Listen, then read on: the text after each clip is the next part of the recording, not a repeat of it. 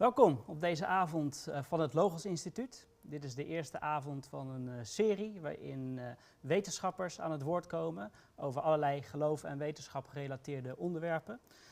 De eerstvolgende avond zal zijn op 29 januari met een bioloog, Peter Borger. En daarna is de bedoeling dat het een maandelijks terugkerend evenement wordt. U kunt deze avond aan het volgen zijn via YouTube-kanaal van Logos Instituut of de Facebookpagina van Logos of van de CIP. Hoe u ook kijkt, welkom. Voor meer informatie over de volgende avonden, dat is te zien op logos.nl. Deze avond spreken wij met James Tour. Ik mag de host zijn vanavond. Mijn naam is Ruben Jorritsma. James Tour gaat het hebben over het ontstaan van het leven en de diverse theorieën daarover en de aannemelijkheid van die theorieën. Nou, de lezing zal zijn in het Engels. Deze introductie is eventjes Nederlands, maar Dr. Tour die spreekt uiteraard Engels en ook de Q&A achteraf zal in het Engels zijn. Jullie kunnen als kijkers via de verschillende kanalen vragen stellen. Die vragen worden dan verzameld, die komen bij mij binnen. En ik zal ze dan vanaf mijn scherm voorleggen aan Dr. Tour. Nou, wie is James Tour? James Tour is een synthetisch organisch scheikundige. Hij heeft ooit zijn promotie gedaan aan Rice University in scheikunde, in organische chemie. En hij werkt momenteel, aan Purdue University. Hij werkt momenteel bij Rice University, waar hij een drievoudig professorschap heeft, namelijk in scheikunde, informatica en materiaalwetenschappen. Hij heeft maar liefst 740 wetenschappelijke artikelen gepubliceerd. En hij heeft een H-index van 159. En dat betekent dat er van zijn 740 papers er 159 zijn die minstens 159 keer geciteerd zijn. Dus dat is een enorme prestatie om voor een wetenschappelijke carrière. Dus niet iemand die zo eventjes binnenkomt lopen en alleen maar zijn opinie geeft. Maar iemand van enige statuur in de wetenschappelijke wereld. Nou, ik ga nu overschakelen naar het Engels om met Dr. Tour te gaan praten. He is joining us live from his office in Houston, I believe. And I should see him on the screen now, but I don't. I'm sure this technical difficulty will be resolved any second now. Dr. Tour, do you hear me? Yes. That's great. All right. Then I'm sure that the viewers at home will hear you as well. I just introduced you. I did it in Dutch, but rest assured, I only said nice things about you. I'm so glad you could join us for this talk. Thank you for your time.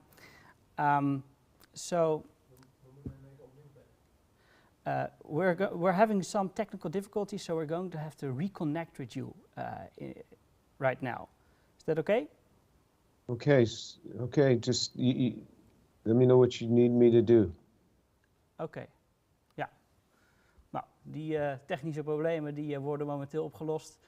Je begint hier een uur van tevoren om alles voor te bereiden en dan alsnog kunnen deze dingen gebeuren. Dat is een beetje de aard van het beestje wanneer je met iemand vanaf de andere kant van de wereld probeert een livestream op te zetten. Maar het lijkt mij dat dit op ieder moment opgelost is. In de tussentijd, jullie kunnen natuurlijk nu ook alvast beginnen met vragen te typen, hè, op het YouTube-kanaal of via de Facebook. Die vragen die worden allemaal verzameld en dan op het eind tijdens de Q&A dan zullen we kijken hoe ver we komen met ze te beantwoorden met Dr. Tour. Nu moeten we eventjes geduld hebben.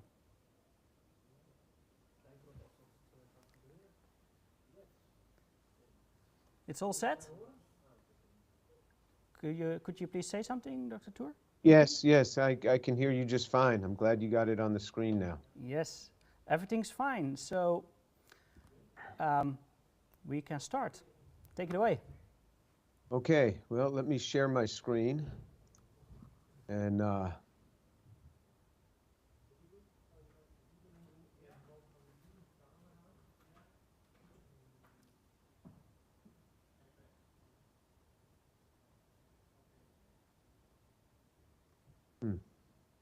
it's interesting.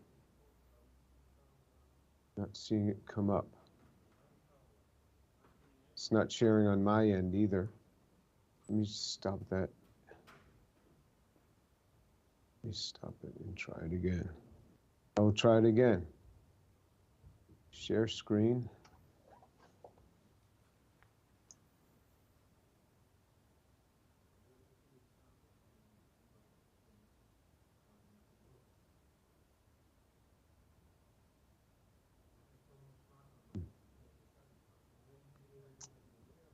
It's not coming up on my end either.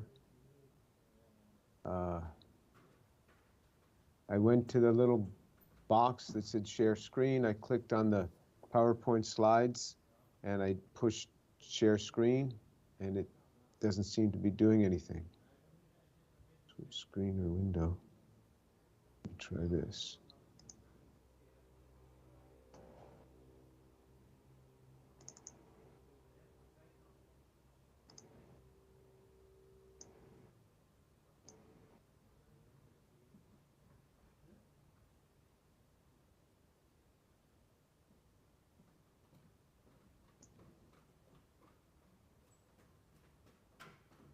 Let me try it another way. If I share my desktop, let me see if I can do this. Okay, And dus then, wat is de oplossing? Oh. Well, can you see it? Can you see it now? We are seeing Okay. your slides now. Yes. Oh, it's Okay. perfect. Okay, good. Good. Great. Let me just move this box a little bit away. All right.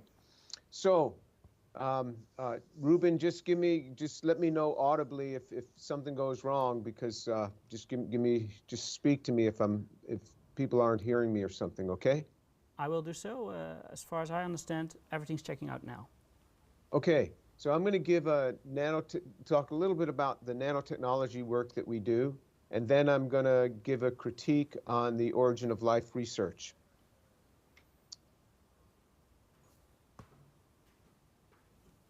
Okay, so just so that you know something about me, this is my family. I have 4 children. This is my daughter Umbreen, and this is her husband Philip, and they live in Israel. My daughter has lived there full-time since 2006, and this is my youngest son, Ben. He did investment banking and then private equity, and now he's gone back to school. He's getting an MBA. This is my wife, Shireen. We've been married for 40 years, 40, long time. And these are our grandchildren. This is Shiraz and Nava. These are the children of Umbreen and Philip. And this is my second daughter. She is Sabrina. She's an attorney in Houston, Texas. And this is my son, Josiah. He's a physician in Kentucky. So that's my family, and I am just so blessed to have them. Okay, these are some areas of research that we work in. And so this is where we learned how to make laser-induced graphene, and we learned that we can hit polyimide, a plastic, with a laser and convert it into graphene. We can turn any solid carbon compound into graphene. This is not putting graphene on top of a piece of bread. This is converting the carbohydrate strands into graphene, where we make these single atomic sheets of graphite. And this is a coconut that has been turned into graphene, and we made a supercapacitor out of it. This is where we have carbon nanotubes, and these carbon nanotubes can be split and turn into nanoribbons. I'll tell you a little bit more about that in a minute. This is where we've made some computer memory. This is now in a public company called Weebit. This is where we work in the area of traumatic brain injury and stroke. So we can make brains that would normally look like this and have them look more like this. We have carbon nanotubes interfaced with graphene, and we've turned these into battery electrodes. And that's in a company right now called Zeta Energy here in Houston. This is graphene quantum dots. There's a public company, it's in a public company now called Dots, D-O-T-Z. We take plastics and we turn them into now CO2 absorbents. So this is really nice where we can take waste plastic and use it to capture carbon dioxide. So we take one problem to solve another. This is a big thing for us. This is in a company called, by the way, this is in a company called now H2 Blue. This is in a company called Universal Matter. So you can go to universalmatter.com and learn more about this. But we can take any carbon material and put it across a high voltage and a high current. This is not a plasma, but an actual current. And we get graphene coming out. This is where we take nanocars. These are single molecule cars where these can rotate, these motors can rotate. These are Faringa motors developed not far from where you are. And they will rotate unidirectionally when we shine a light on them and drive this across a surface. And now we're using these to drill into cells, like we can take superbacteria and just drill right through the cell walls and kill them. We've learned how to 3D print graphene.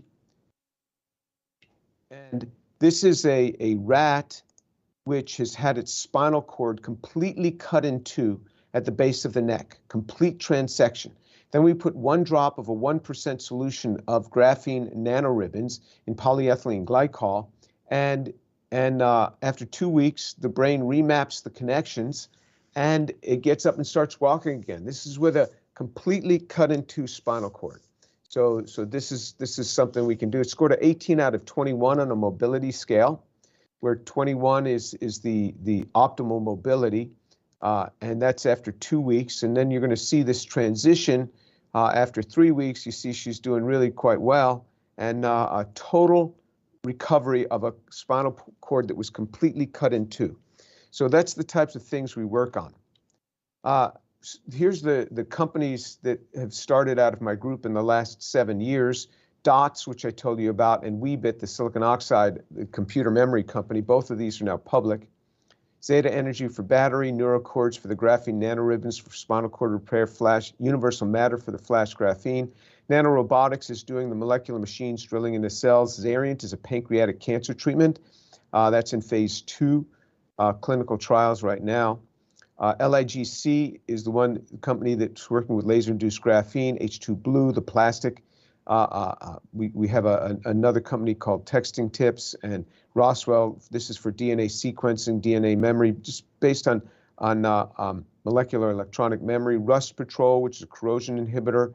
Gerinox, which is for traumatic brain injury, stroke, and dementia. Then the 2 other corporate vehicles. And we're starting hopefully 4 companies this year are going to start.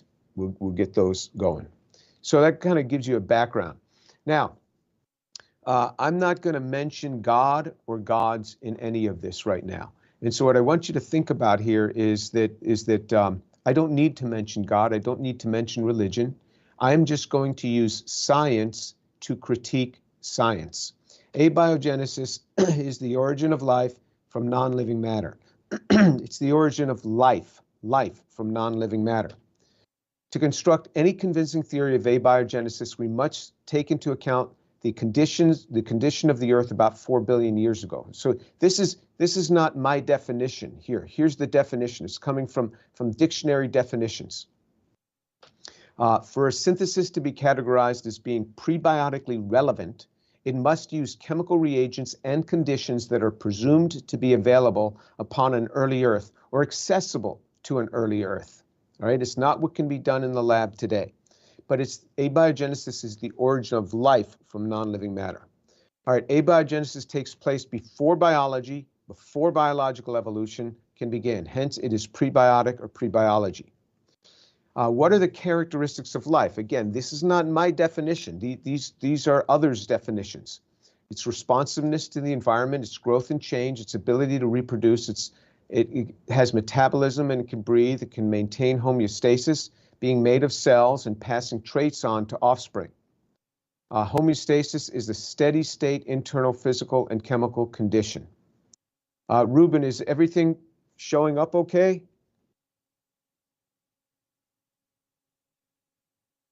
Ruben, I'm not hearing you. Is everything showing up okay? I have no idea how this is going because I can't see anything in the little corner in the background.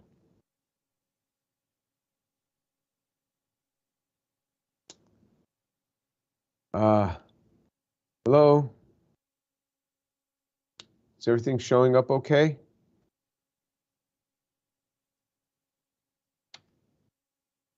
Well, I'm just going to press on because I have no idea.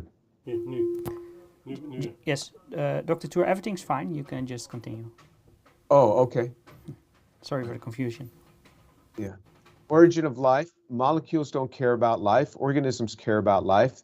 Chemistry, on the contrary, is utterly indifferent to life. Without a biologically derived entity acting on them, molecules have never been shown to evolve toward life. Never.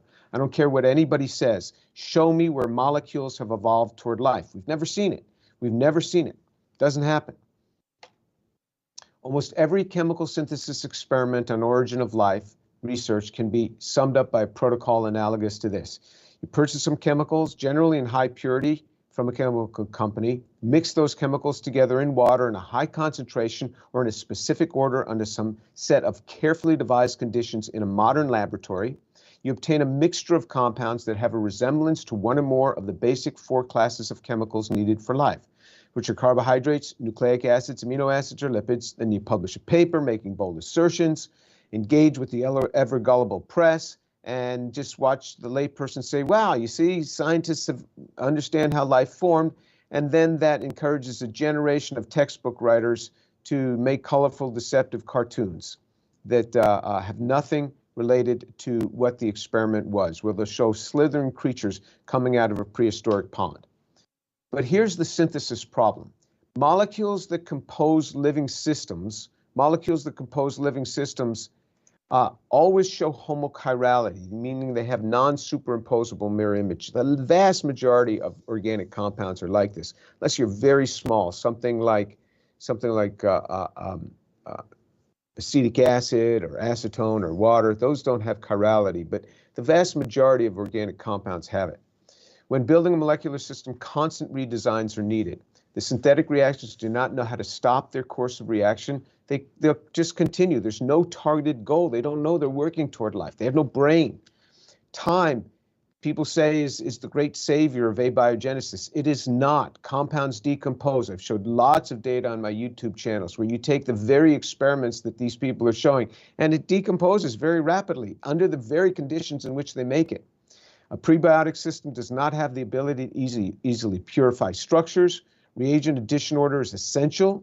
The parameters of temperature, pressure, solvent, light or no light, pH, atmospheric gases or no gases have to be carefully controlled in order to build complex molecular structures. The characterization at each step is essential for chemists, but hard in a prebiotic system to consider because it knows nothing of molecular structure. The mass transfer problem will be the killer of all roots. I mean, how do you take a little, even if you start with a ton of material, how do you move that along when each yield might only be a couple of percent? Now, all of a sudden, you're down to a few milligrams, and now what do? Nature keeps no laboratory notebook, so it can't go back and get more material. Carbohydrates, which are sugars, saccharides, and they're polymers therefrom. So if you look at these different, these are just the monosaccharides. Here are monosaccharides, all the different carbohydrates that you can deal with. And then here are the polysaccharides, only the homopolysaccharides. There are heteropolysaccharides as well. And so these are the things you have. And you can have all of these different structures. So these things are extremely complex. So if we just look at these different sugars, you can see that you have 1, 2, 3 stereogenic centers. So you have 2 to the 3rd possible isomers. So you have 8 possible isomers. So you have 8 possible isomers here. How do you get the one that you want and not the other ones? How is this done? This is hard to do. It's hard to control these things. And nobody has ever made carbohydrates in a homochiral pure form. Nobody's ever done it. And then if making them wasn't hard enough, you can never make the polysaccharides, hooking them together. is just as hard. How do you hook these things together? Even if you just have the dimer, here's the 5 possible reducing saccharides of just this dimer of glucose. This dimer, here's all the different ways that it can be put together. Then if you look at the monomers, if it's in the open form, you have 4 stereogenic centers. That's 16 possible isomers. If you look at it in the closed form, it can have 6-membered rings, the alpha or the beta, or it can have the 5-membered ring, alpha or beta. So each has 5 stereogenic centers. So it has 32 possible isomers. So you got 32 times 4 plus 16. You have 144 possible isomers just from glucose. How do you get just one? You get the wrong isomer, the cell is dead. The cell can't live. These are hard problems to deal with.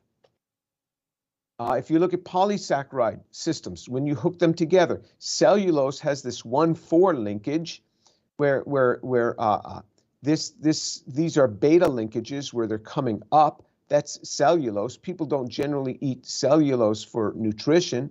They'll get cellulose for fiber, but for nutrition, we have to eat starch where this oxygen is coming down at each unit here. And so when you look at starch, you see the oxygen unit comes down, but you have both the 1,4 linkage, and you have the 1,6 linkage. So you have 1,4 and you have 1,6. So you have at the 4 position or the 6 position. So you can have the 1,4 or the 1,6 position linkage. And so these are hard to figure. How can these things be made? And so now people who said that these were simple to do, that they're tricky or something like that, now are conceding that no, you'd have to have enzymes to do this. So even those who are critics who never said that you have to have enzymes are now confessing that now you have to have enzymes to do this, because it's hard. Because if you just took, for example, just the A base, say you were making DNA and you had AAA, how could you hook this together? Just in one way. But if you had 6 D-glucoses, how many ways could you hook these together? Because they all have different branches. This can be below or above. These can be open to a 5-membered ring. So how many different isomers there are of D-glucose? So you just take the 1 enantiomer.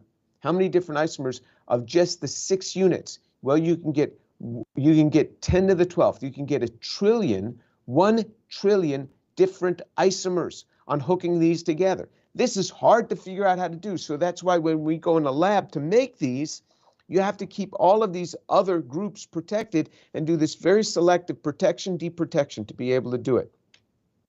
All right, so carbohydrate synthesis is exceedingly hard. Coupling is painstaking. The untrained have no idea how hard this is to perform. The trained remain clueless. The untrained, they see little difficulty. Peptides and proteins, which are made out of amino acids. So you have your 20 common amino acids. Some of them have quite innocuous side chains, and others of them have reactive side chains, where when we make these have to be protected, and they're all homochiral form. And so all of these are active side chains that you would have to protect in order to do synthesis. That's a problem.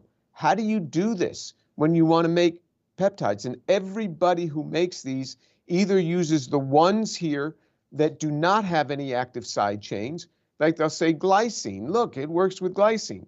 But you've got to have all 20 of them, and lots of these have active side chains. So they'll just ignore these. But nature doesn't have that possibility. These are hard to deal with. So when we do solid phase peptide synthesis, when we make these in the lab, you have to protect the side chain protection, that's SPG, and you have to protect the nitrogen group, and then you load this onto a linker onto the resin from the carboxylic acid. Then what you do is you have to deprotect this nitrogen protecting group, and then bring in the next amino acid with coupling agents to couple. They don't just couple spontaneously. And then you get the dimer, and you get the tetramer, and so on, the dimer, trimer, tetramer, and then you have to deprotect. See all these SPGs? These are all these are these side chain protecting groups, These have to be in place. Nobody knows how this was done. on an abiological, in a pre-biological Earth? Nobody knows. All right, that's why it was published in Nature a few years ago by Matthew Pounder, who's an origin of life researcher. He says that it is inconceivable that these sophisticated and coordinated macromolecules suddenly emerge at the origin of life. And in practice, these things don't polymerize because they don't polymerize in water. Now, if you want to say, if you put a surfactant in there in water, well, now it's in a surfactant. It's not in water anymore. It is in a surfactant. It's in a hydrophobic pocket. You want to get these things to polymerize, you can, but only if you have side chain protection and only if you have synthetic activating groups. Show me this without synthetic activating groups and without side chain protection. It's unknown. It's unknown. It's not out there. Nucleotides, DNA and RNA. So for RNA, you have this ribose structure hooked onto a base. For DNA, you have the deoxyribose, one OH less. DNA is going to end up being much more stable than RNA. So when you make DNA in the laboratory, you have to protect and activate different groups. Here you activate with a DMT group. You're protecting this, then you deprotect this, and then you do this coupling. You have to take this phosphoramidite and you have to couple this on. This is all human-made stuff where you take this, what you'll get from a natural system is you'll get the deoxyribose, and then you'll get the base from a natural system, and you'll have this already in place, but now you have to activate it with this. You have to have this protected here, and so that this free hydroxyl can attack that phosphorus. That's the coupling step. Now, for all the ones that didn't grow, then you have to cap that off, and then you do the uncapping and the coupling, and so and then you do the oxidation to take you to from this phosphite to this derivative that is still protected, and then at the end you have to cleave all of these. So there's a lot of work, and then this has to be cleaved off the bead and put through HPLC. Now, the problem with RNA and the whole RNA hypothesis is that RNA is not stable. It is not stable. That's the problem with it. Even Jack Szostak himself says you only have seconds to minutes to work with RNA at room temperature. Only seconds to minutes. That's it. Because it's unstable. That's why you keep it at minus 80, because if you don't, you get this intramolecular attack and it cleaves this. This is right off the website of the companies that sell this stuff. And it cleaves, and this doesn't go back. This doesn't go back to RNA. That's it. It's broken. Lipids in the cell membrane. Some people think lipids are easy to make. This is what a lipid looks like, where you have this ethanolamine hooked up to the phosphate group. Now you have a homochiral stereogenic center, and then you'll have this long aliphatic chains, two long aliphatic chains, one of them off a stereo center, where you have this glycerol type intermediate. The problem with this is the desymmetrization to get this homochirality. We don't know how to do that. Nobody knows how that was done on a prebiotic Earth. And this has one stereogenic center. If you look at sphingolipids, which are more advanced, they have 4 possible stereoisomers because they have 2 stereocenters. These will form where you have the hydrophilic groups facing water and the hydrophobic groups to form a lipid bilayer here. And you have to put these through shear forces in order to get these in any reasonable yield. There's no control of the absolute stereochemistry. There's little to no control of the relative stereochemistry, little to no accounting of yield in prebiotic syntheses, little to no accounting of purification, no accounting for mass transport. There's enormous human intervention in every phase of the experiment. A prebiotic Earth would have none of these luxuries. The origin of life researchers, those superb synthetic chemists, are generally silent on all of these questions. You read the articles and they leave enormous holes that are misleading to the non-synthetic chemist. This is not for lipids only. This is for almost all origin of life researchers' syntheses. All right, chiral-induced spin selectivity, a big problem. You can't just say this is an esoteric thing. It is not. It's been known for about 20 years now. How do cells, why is it that chemistry in cells can stay so clean, so clean? And it's because you have electrons that are matched in their spin state. So you can have electron with a spin up or an electron with a spin down. When we do chemistry in the laboratory, we use both.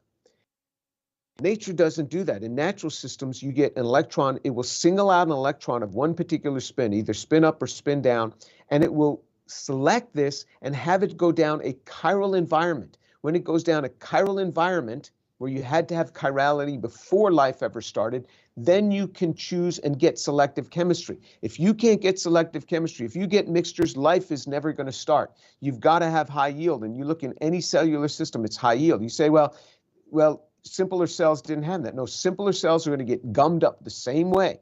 You have to have chirality first, and that gives you control. So, for example, a hydroxyl radical can form hydrogen peroxide in an anti-parallel singlet surface or a parallel triplet surface. You can form oxygen. And so electron transfers, they go through chiral systems, and they will select only the electrons of the proper spin to go through the chiral system. And so plant cells survive by this method. This is how all cells survive. But if you just look at photosynthesis, they have these long-range electron transfers. You have to get the proper electron going in the proper direction. And that has to happen because you first have to have chirality in the system. Scientists use pi-conjugated molecules. Researchers are just beginning to understand these phenomena. You don't need pi-conjugated molecules. You get electrons running through these long non-conjugated systems when you have a spin valve, when you correlate the right electron spin to the right chirality. A theoretical work suggests there can be several orders of magnitude enhancement of electron transfer in one direction over the other. So there's no evidence for acclaimed racemic mixtures, meaning no homochirality, being used in cells. They've never been shown to function based on the reaction specificities, yield, and heat management that would be needed for cellular systems.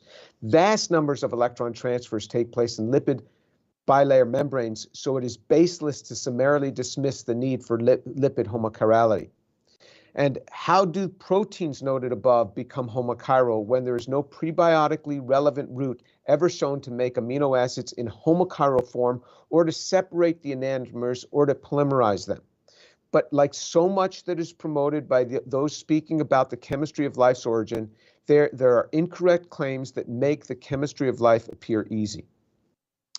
People will build what are called protocells. So they'll make this lipid bilayer with water inside of it, and they'll stick some molecules in there, and they'll say that this is a protocell, meaning that it is a self-organized system that's a stepping stone to life. But there's no resemblance other than it's got this lipid bilayer, but there's no life there. And people will just blow these things up. Cellular membranes are highly exacting in their structure. You have to have a different cellular membrane on the inside than on the outside of the cell. We know how to do this, and nature does this with something called flip-base enzymes. But how do you do this before there's enzymes? And you have to have the proper proton gradients to be able to sustain life. And so all of these are big problems, big problems. And you have to have all these recognition elements on the surface of the cell. You may say, well, simple cells didn't need this. We'll show you how simple a cell can possibly be. Then there's the interactome problem. These are the non-covalent interactions. The non-covalent, so you can have the covalent bonded interaction or non-covalent interactions. Nobody knows how a viable cell emerges from a massive combinatorial complexity of its molecular components. And so if you just take a single yeast cell, and you only consider the protein-protein interactions, the alignment of these proteins with each other, you can align them 10 to the 79 billion different ways. Now, this is a really big number. All the elements in the universe is 10 to the 90. This is 10 to the 79 billion. These are not my calculations. These are biophysicists' calculations. And so how do you get this? And in a living cell, when it divides, it takes this information and it cramps it down and pulls the cell apart like that. But how did this happen in the first cell? Nobody knows. Everybody wants to ignore this. You can't ignore this. They want to ignore interactomes. They want to ignore chiral-induced spin selectivity. You got to deal with it. You got to deal with it. Origin of information. Critical for life is the origin of information, DNA or RNA. The information is primary, the matter is secondary. We can't even get the matter, the requisite carbohydrates, nucleic acids, lipids, and proteins, let alone the information.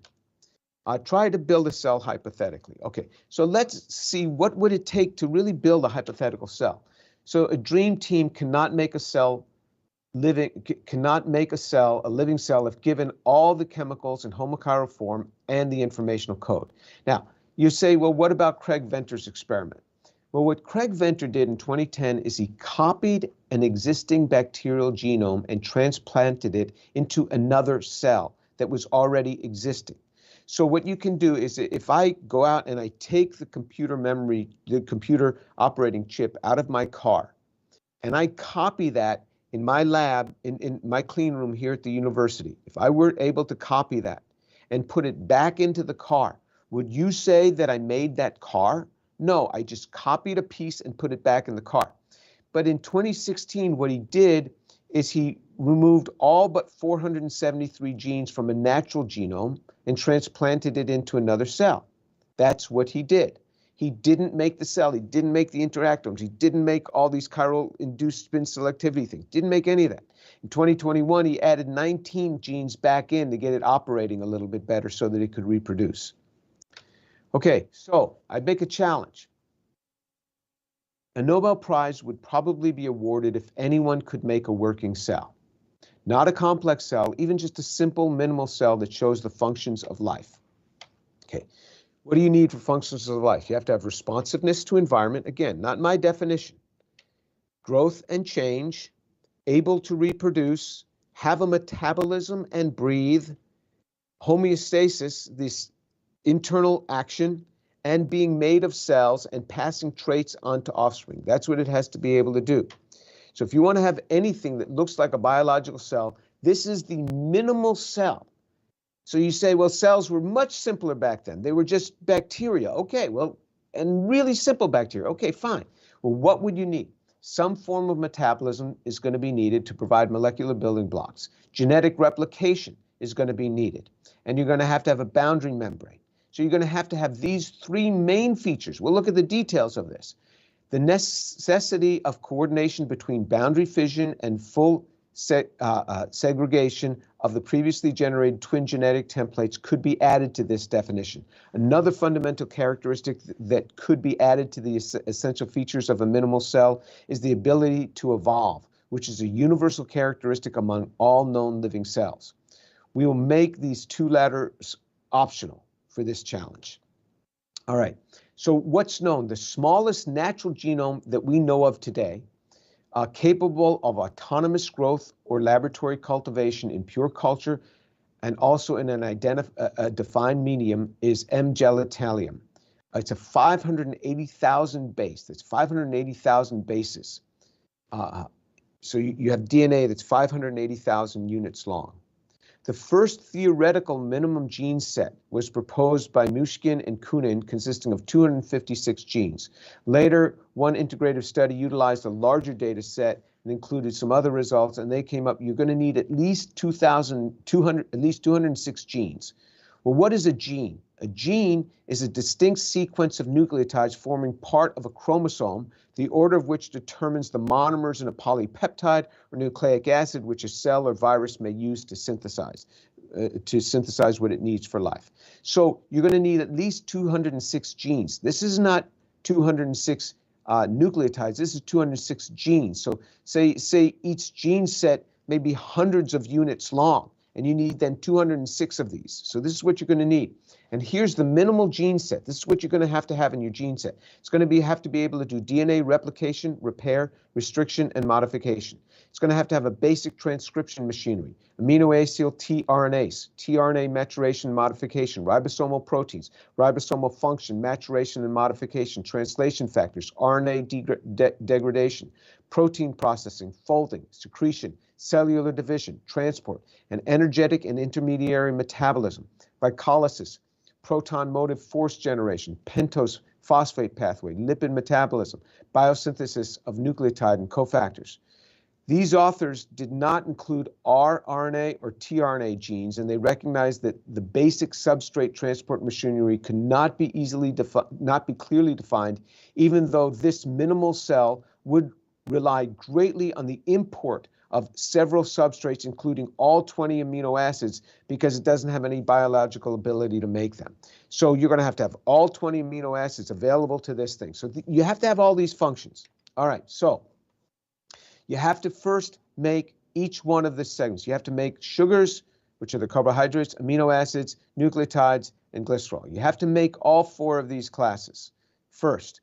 And remember, there are stereogenic centers you got to account for here. How do you do this?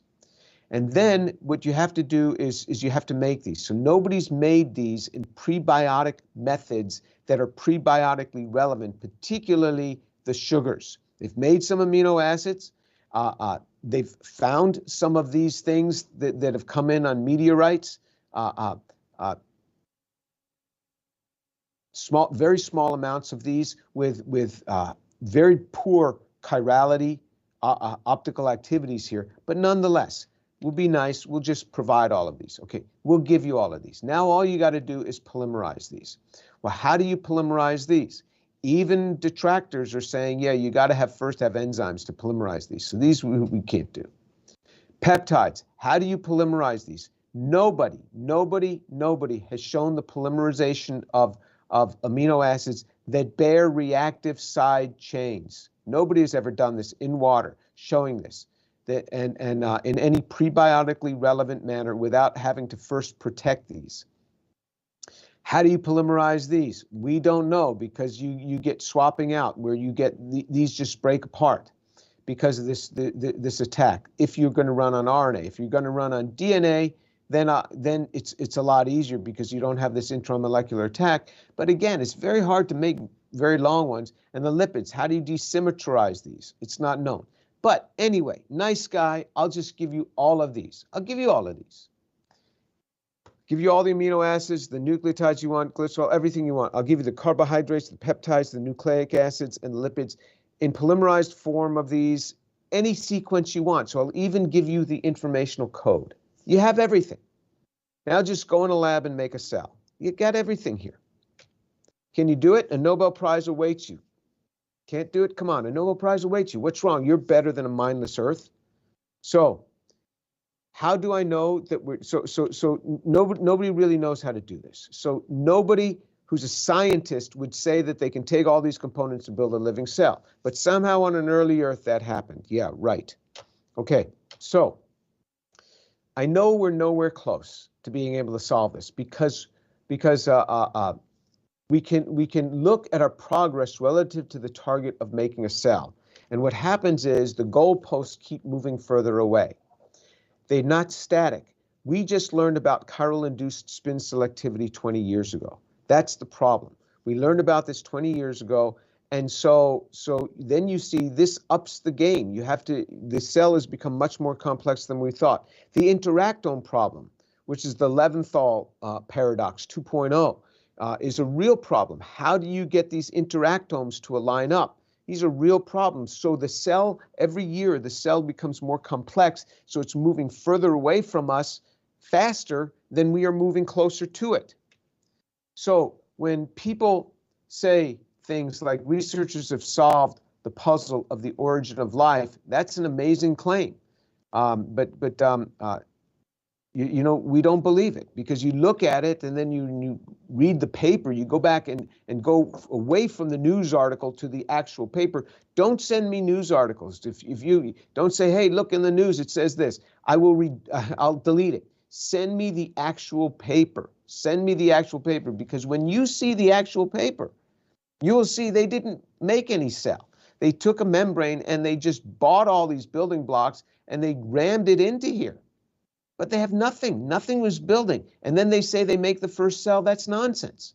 All they did is they rammed it in here. That doesn't do anything. That's like having a car like this and saying you built this car. No, you can't just take all these parts and throw it in here and say that that's a working car. Okay, so the public is misled by this. How badly is the public misled? Well, for example, a survey was conducted by John Narcombe. He's a professor of marketing, and he asked the general public this. He says, under simulations of Earth's early atmosphere, scientists have mixed molecules together in laboratories to produce complex life forms such as frogs. Well, 37% of the people thought that was true. You say, who are these people? I talk about this on my YouTube video. These people were, 80% of them had some college education. It went from associate's degree to PhDs. So 37% thought this was true. Under simulations of Earth's early atmosphere, scientists have mixed molecules together in laboratory and produced single-celled life forms such as bacteria. 68% of the people thought that was true. Nowhere close, nowhere close. The first person who does this is going to win a Nobel Prize. We're nowhere close to this. So the general public is misled. Okay, so have so-called scientific facts ever been shown to be wrong before? And the answer is yes. They've been shown to be wrong before. So for example, does the universe have a beginning? If you had asked scientists in the 1950s, most of them would have said the universe has no beginning. But then that fact, quote unquote fact, which was really a theory, changed in 1964. Now the first suggestions of this were like in the 1930s, but it wasn't really nailed down until 1964 with the steady state theory, which was replaced by the Big Bang theory, that the universe had a beginning. So scientists have been wrong before. Have they ever been wrong before in anything else? Yes. Darwinian theory to punctuate it in equilibrium. So the fact changed in 1972 when Eldridge and Gould proposed that the degree of gradualism commonly attributed to Charles Darwin is virtually non-existent in the fossil record, meaning that the fossil record shows nothing happening and then all of a sudden over short bursts of time, like say 100,000 years, large changes take place. So it's not the gradualism. So it went from Darwinian theory to punctuated equilibrium. That didn't change until 1972. Anything else? Yes. Climate change was believed what killed off the dinosaurs. That fact changed in 1980 when it became due to the asteroid impact. That's a new theory's come up, the Alvarez hypothesis, that a iridium-rich asteroid hit the Yucatan Peninsula and threw up all this dirt into the air, which obscured the sun. So the plants died, so the herbivores died, then the carnivores died, and that's what wiped out the dinosaurs. So this quote-unquote scientific fact, which was just a theory, changed. How about random mutation and natural selection, suggested by Darwin and taught as fact, are recognized by many evolutionists since the 1990s to be insufficient to account for the complexity of life. They say that neutral drift is quantitatively more important in understanding genetic differences between organisms. Neutral drift are the small changes in DNA between me and my children and them and their children. How long ago did dinosaurs become extinct? Or maybe better said, how stable is soft tissue? Well, the scientific fact is being questioned since 2007 when Mary Higby Schweitzer, a paleontologist at NC State University, led the group that discovered the remains of blood cells in dinosaur fossils and later discovered soft tissue remains of Tyrannosaurus rex specimens.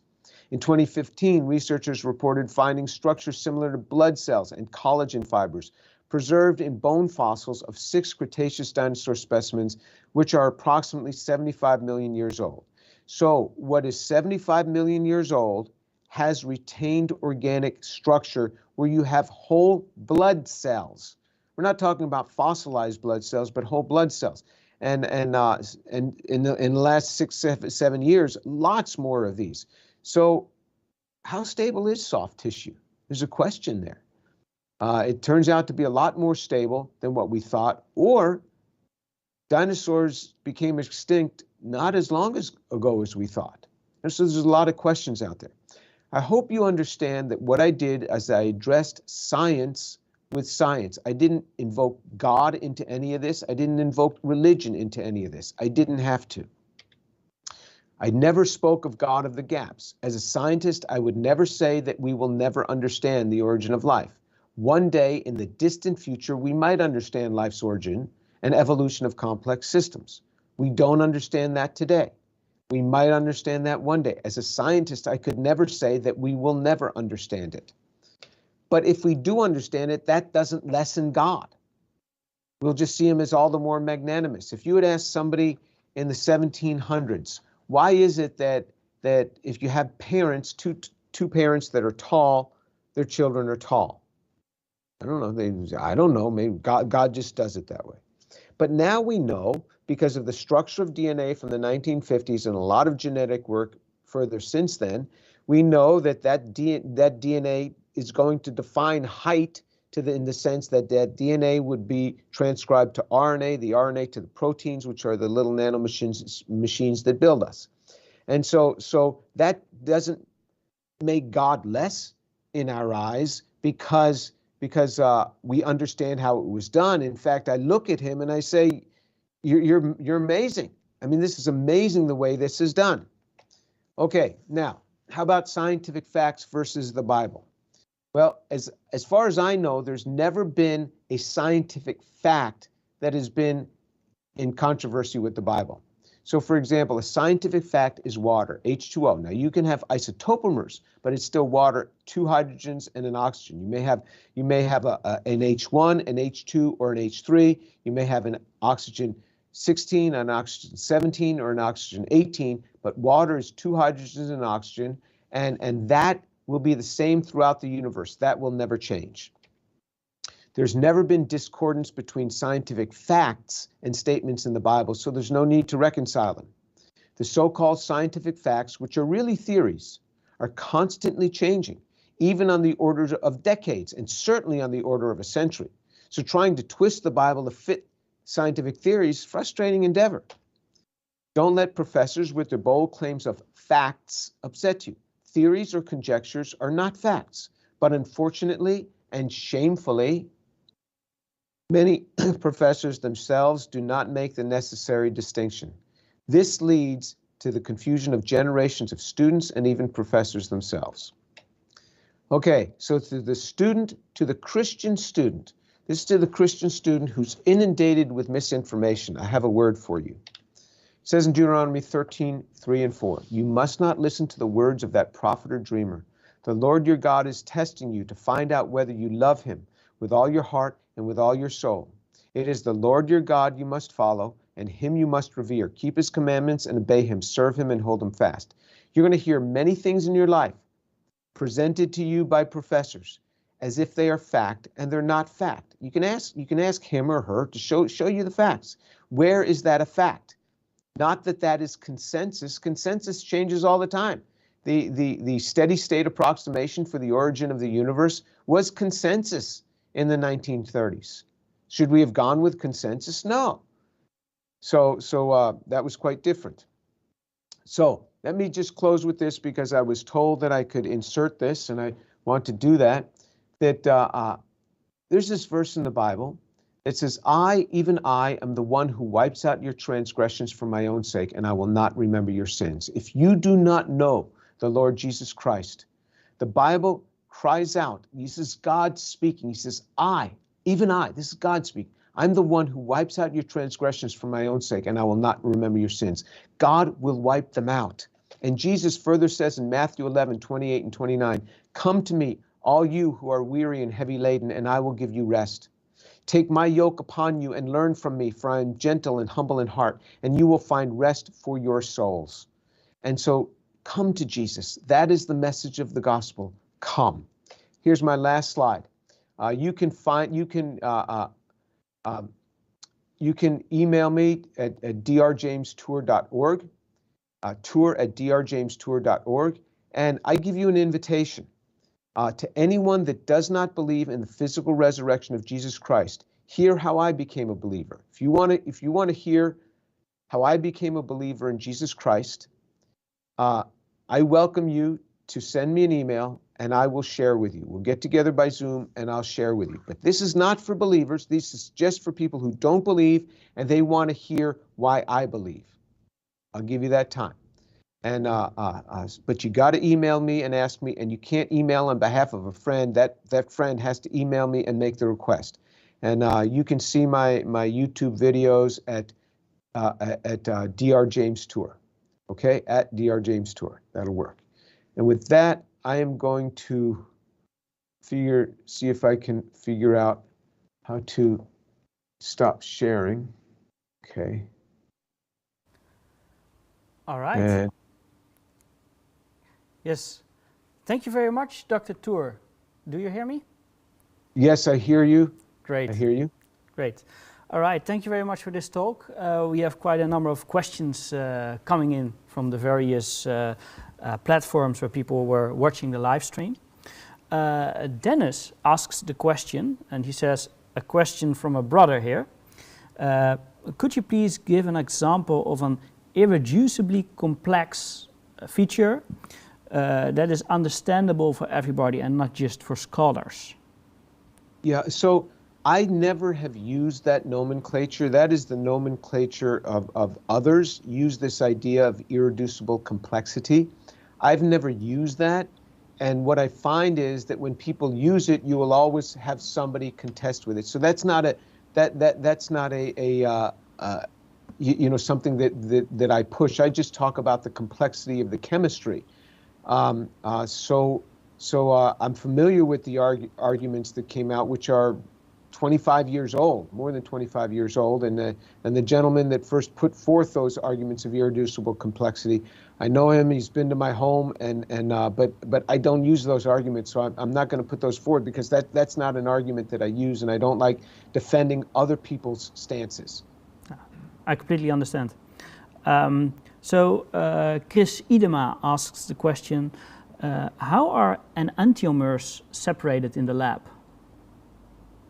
Okay, so there's multiple ways they can be separated in the lab. Once in a while, they will, if you crystallize them, you'll get one-handedness is one set of crystals, another-handedness is another set of crystals that'll crystallize side by side, and they're slightly different in structure. And if you look very carefully, you can actually then move those, separate them by hand once you filter them off.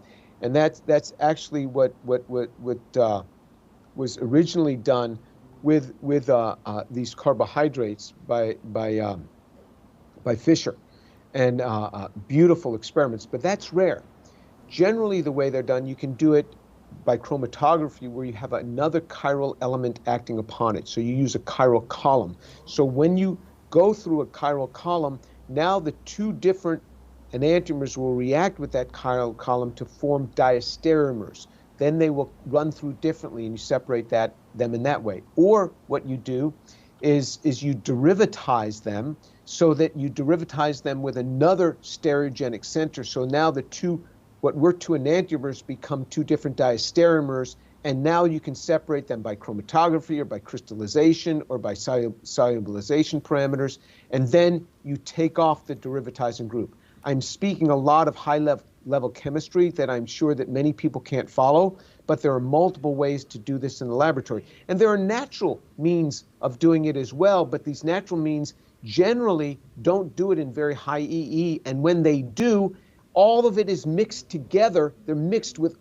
all sorts of other crystals that would be very hard to work with. Okay, thank you. I hope, Chris, that this was an answer that's useful to you. And I can say, Ruben, that I talk about this in my series on Origin of Life, which was a 13-part series, but now we've strung the whole thing together, shortened it to 9 hours because we had a lot of the introductions and exits taken out, and you can just watch for 9 hours, and you'll see a very detailed description of this in that. Right, and that's on Dr. Tour's YouTube channel.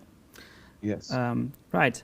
So I noticed that you showed us through little pie graphs with people's ideas about the success of scientists in creating life, and it appears from this data that people are having overly optimistic ideas about scientific results in this area. Now, there's a question from Oliver Maguire, who is himself actually a chemist. He's working in prebiotic chemistry. And I'll read this question for you. From watching many of your videos and those of organizations such as the Discovery Institute, that's, by the way, for the other viewers, that's an intelligent design organization, One of the main lines of criticism is that scientists have exaggerated their level of understanding of the origin of life. My experience, this is what Oliver says, is that many scientists within the field are careful to caveat their findings and to note the limitations of their experiments in their papers. However, these details are usually lost when it comes to the reporting of their papers in the media. Thus, how much of the criticism of exaggerated claims is due to communication problems rather than an issue with the science itself? Okay, Oliver, I really appreciate your question, and I'm glad I'm speaking with somebody who works in this area, a chemist who works in this area. So a lot of the scientists' claims are overblown. I have showed this in my series on Origin of Life. You watch that series, and you will see quotes in there where scientists overblow their claims. And I show it clearly. I say, here's what they've done, here's what they're claiming in the very scientific paper.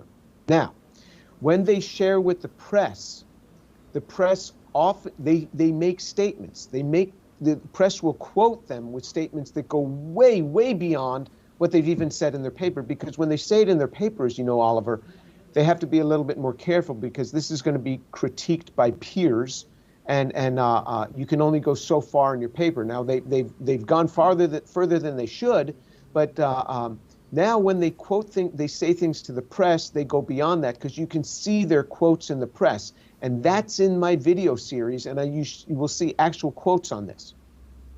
Then what happens is, and I know this because I work a lot with the press, because the press writes a lot of things about my own work, is that if you ask them, they will often allow you to see the manuscript before it's published to make sure that they haven't overblown this.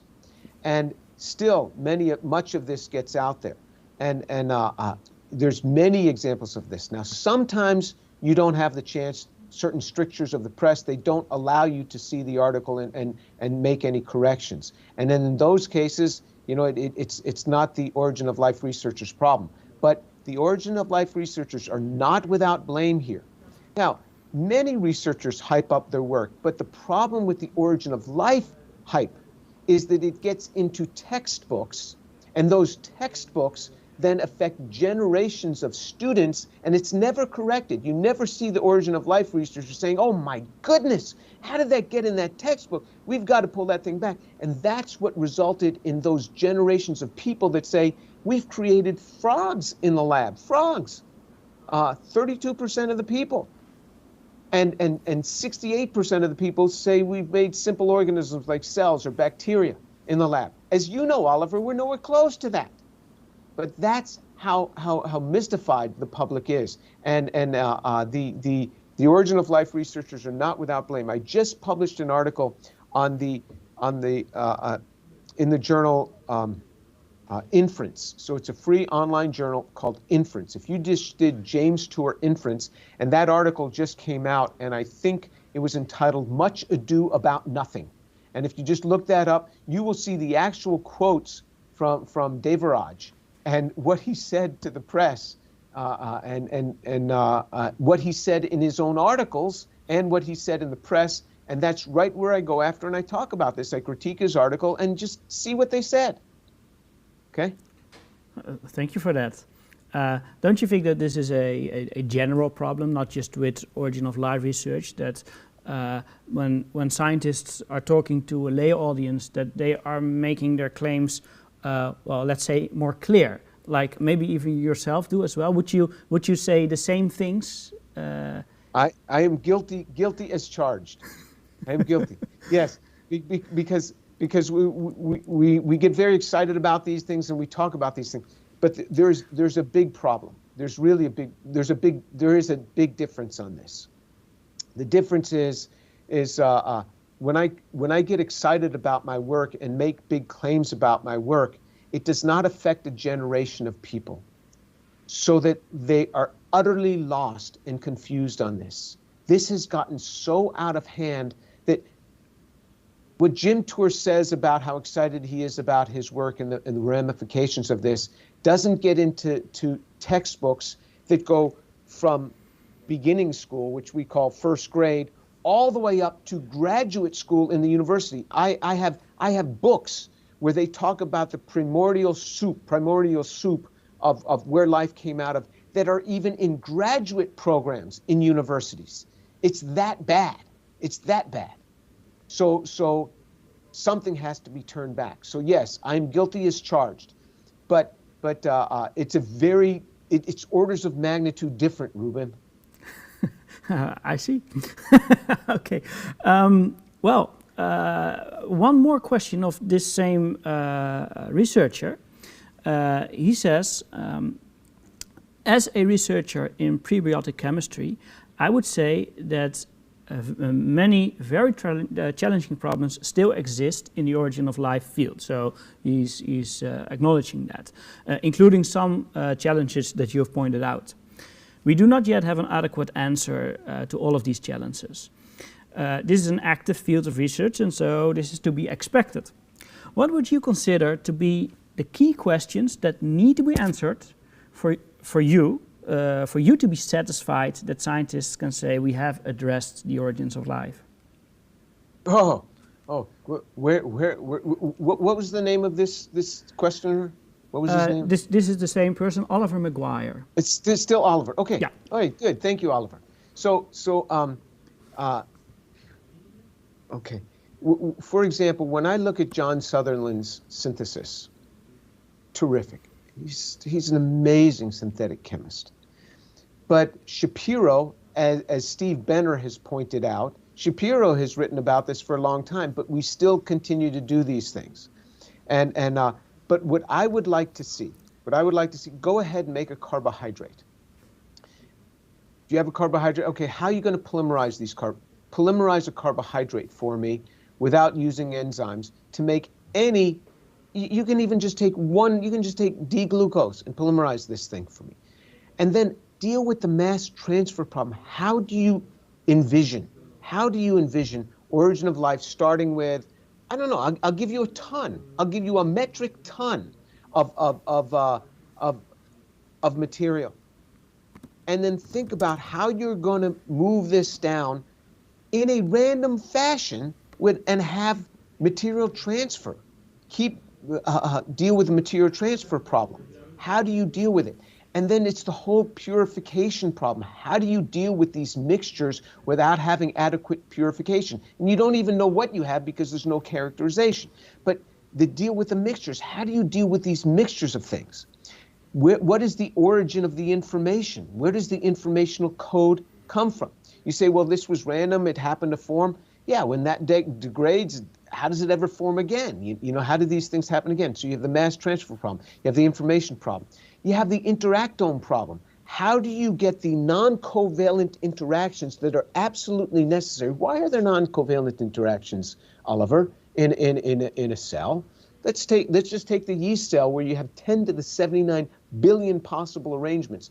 Why is that important? Because what happens, Oliver, and I know a lot about this because I work in this area of information transfer through molecules, published papers on this. What happens is it's through the non-covalent interactions that information is transferred, so that you get information transferring through a cell that's actually happening at near the speed of light. It's much faster than ionic information. You have to have proper ordering between these. This is why you cannot take a cell and dehydrate it such that you dehydrate it enough to remove the structural waters between them and then ever reconstitute that cell. It just will never work again because you've lost the non-covalent interactions. That is utterly necessary for life. Where did that ever come from? How did you get that to begin with? That's passed down from life to life. The Leventhal paradox of protein folding is another one, but you know, people understand that is a real problem. How do you deal with this whole thing of chiral-induced spin selectivity? If you don't get high yields in your reaction, I'm talking really high yields, a cell can never get going. And once the cell gets going, it has to have super high yields because it can't deal with all the exogenous material. I had a grant from the National Science Foundation, and in that grant, we were taking non-biological entities where you take a string and you duplicate it, and then you try to duplicate it again, where you make a mother-daughter duplex, and you separate this much like PCR, and then each of becomes a new mother. Our yields were only about 70%, and that 30% builds up and poof, it kills everything. How do you deal with these mixture problems? The way nature deals with it is using chiral-induced spin selectivity. Oliver, you got to read about this. This is not esoteric. This is fundamental. How do you deal with this? How do you deal with lipids in a lipid bilayer such that you get a non-symmetric pattern? You don't have the same lipids inside and outside as you have in every protocell experiment. These are big problems, Oliver.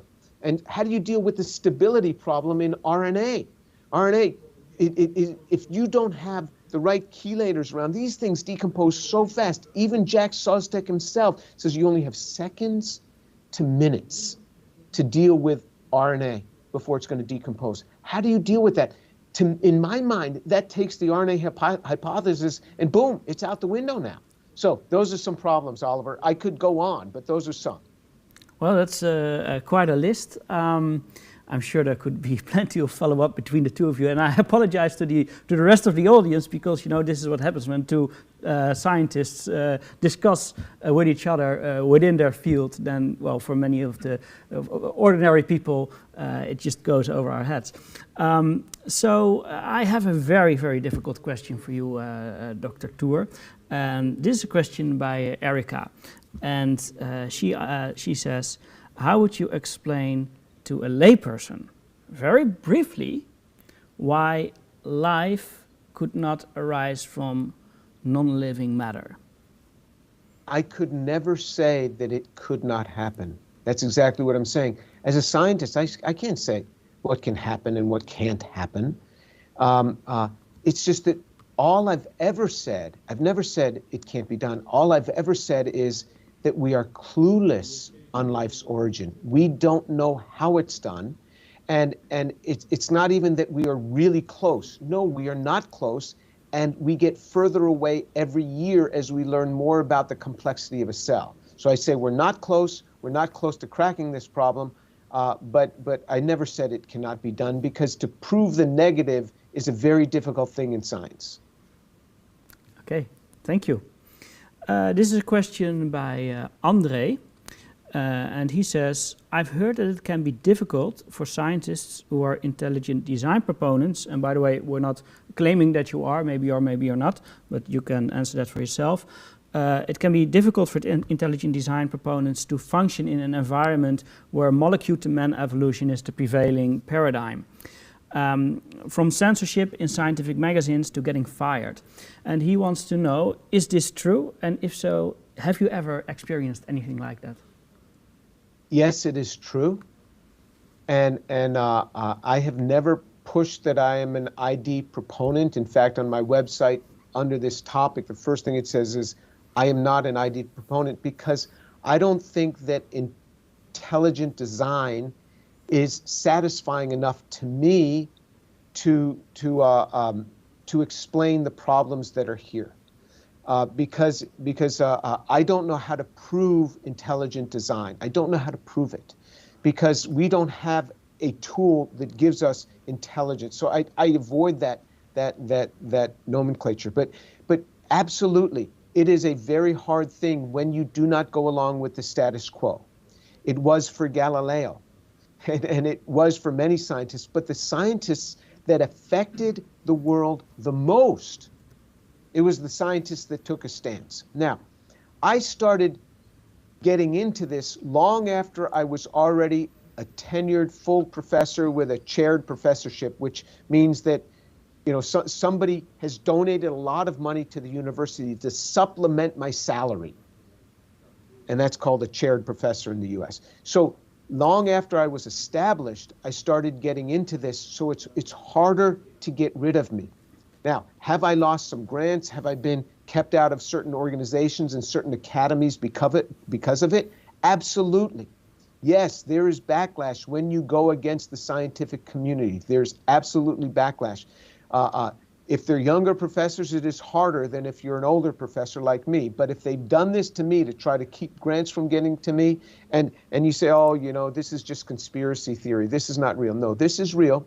I've had 2 different people from 2 different federal organizations have told me in my office in person. They wouldn't even call me on the phone to say this, to say that I've been excluded from grants. You might as well just stop trying to submit your grants there. You're not going to get funded. So these things happen, and by the grace of God, I've funded my research many other ways, and I have a bigger group than almost everybody funding it up by other methods. But yes, there is, Andre, this happens, and but I've not been fired yet.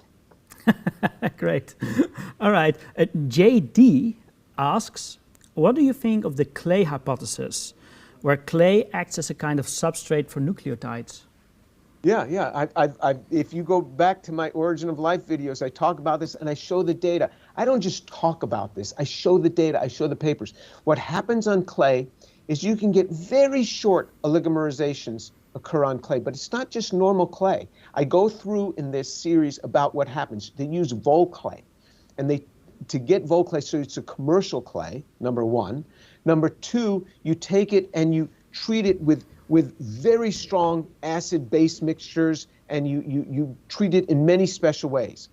Even with this, now you put on the pure nucleotides that are activated and ready for coupling, not just a nucleotide, not just a regular nucleotide, it has to be an activated nucleotide.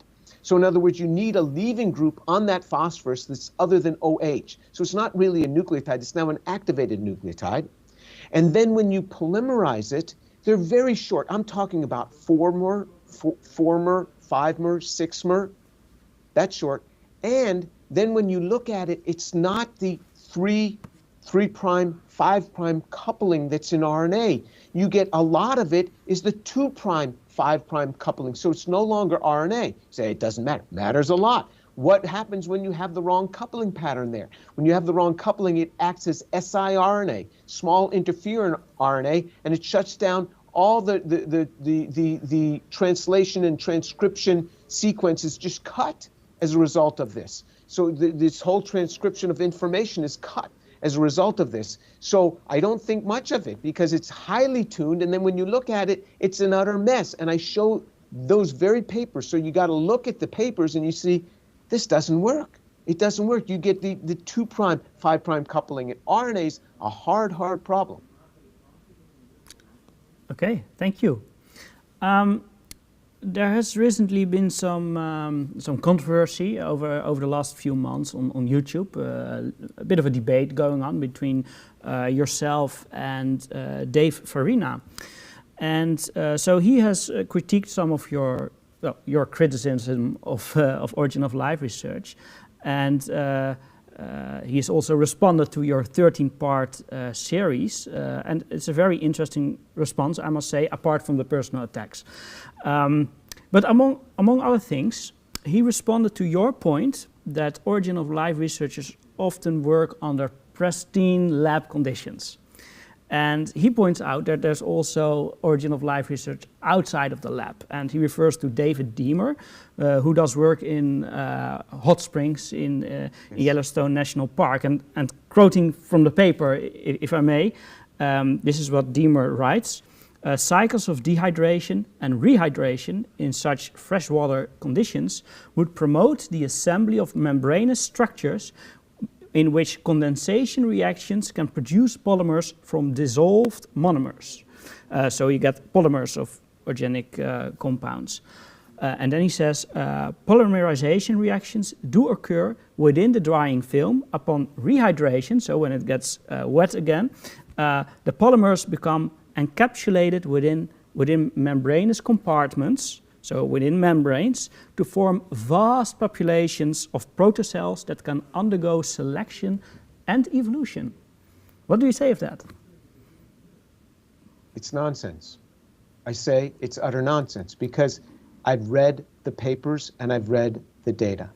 So what he did is he buys nucleotides, he buys them that are isolated already from cellular natural sources, and he puts these in his hot springs, but he never analyzed the polymers therefrom. He just put them and he said their approximate molecular weight. He doesn't even call them RNA, because when you look at them, you can't do it. He never looked at the 2', 5' connection. He never looked at the base doing the attack. When you don't protect the base, why do we protect the base on DNA synthesis? You have to protect the base because the base can act as a nucleophile. Then he never looked at the alcohols that are in there. He never looked at the other things that are in the hot springs that are going to be doing those attacks. He got a bunch of polymeric garbage. He got garbage. And he says he has RNA. And I keep pointing this thing out. It's not been characterized. It's not been characterized. And Ruben, my heart goes out to you. My heart goes out to you because you've been summarily led astray by those words. You really have. Because when you do the analysis on there, he never showed the analysis. Why would he not show the analysis? Because it's garbage. It's garbage. You're doing a condensation polymerization. So you're working under kinetics that are condensation polymerization kinetics. These are chain growth kinetics that function under something called the Carruthers equation. Any little bit of impurity, any little alcohol in that hot spring, is going to terminate the growth of this.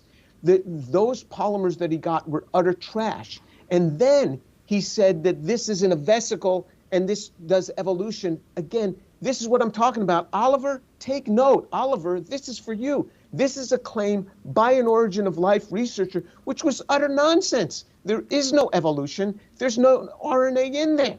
He's got a bunch of trash in there. Do the analysis on that. So Oliver, look at what's happened to Ruben. I mean, the poor guy is so deceived by this. Well, I know this Oliver personally, and we're certainly going to have some nice follow-up conversations about this. Yeah. So here tonight, you're going to have to talk about this. But Oliver, you're just going to have to take care of this young man. Well, you don't have to worry about me, Dr. Tour. I'm just asking the questions. This is a question from a certain Mr. T. So funny name there. This is not directly about the origin of life, but I'll ask it anyway. Is there any evidence that a body could live without a human spirit or maybe soul, as it is being taught in the theory of evolution? Just quoting the question here. So there you have it. Is there any evidence that a body could live without a soul? Is that the question? That's the question. I don't know. I don't know. What is your definition of soul? I mean, some people say the soul is the mind, the will, and the emotions. Some people say, no, the mind is separate from the brain, and the mind is something external to the brain. So Mr. T, that's an interesting name because we have someone named Mr. T in the United States who was a professional wrestler, and then he became an actor.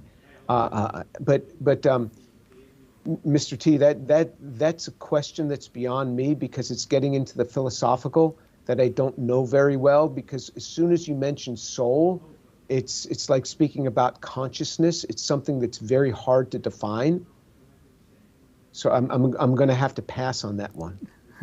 I understand. And I'm sure Mr. T is aware, the questioner is aware of who Mr. T is.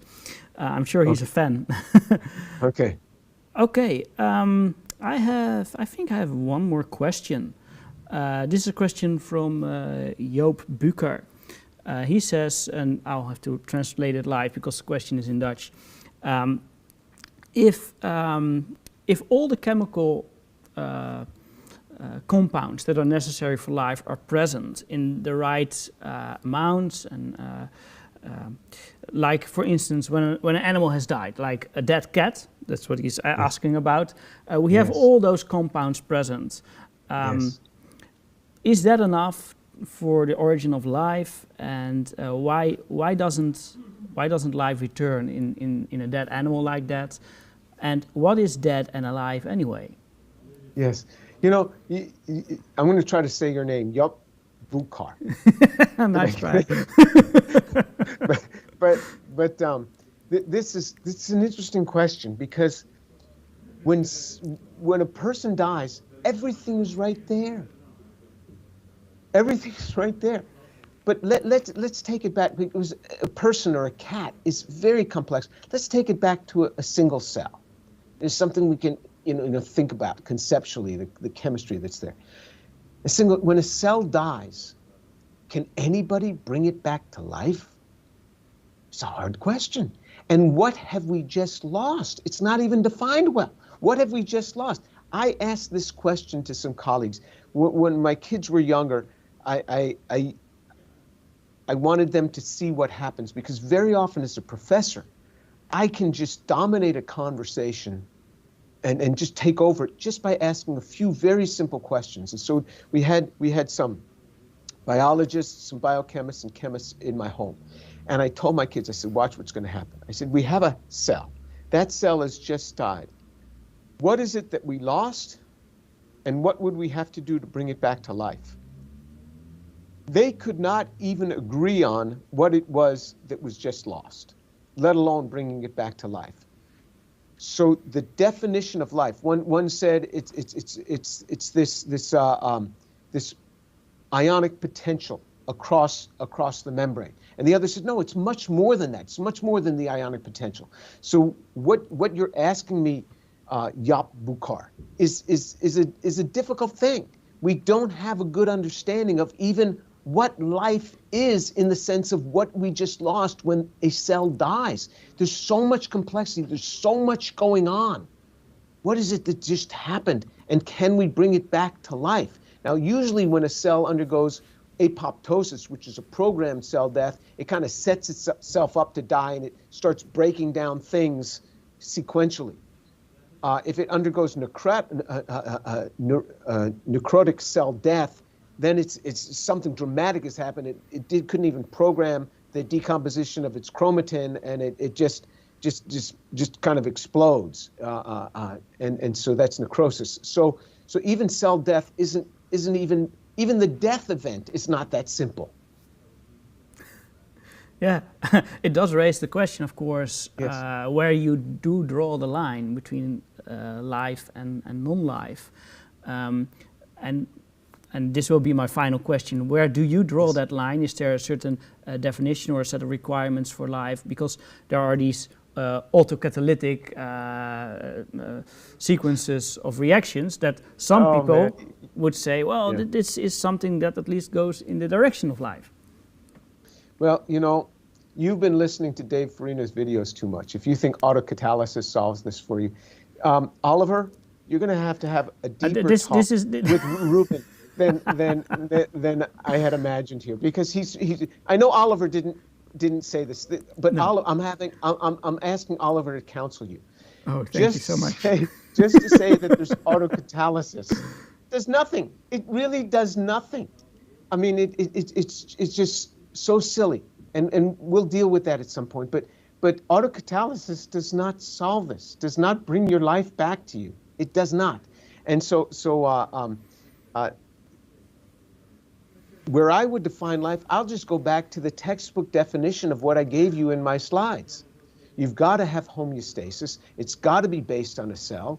You've got to have, and many people will include in this, it's got to be able to evolve. It's got to be able to breathe. These are not my definitions. They are right there. And then I showed you what biophysicists have calculated has to be there to have a cell be alive.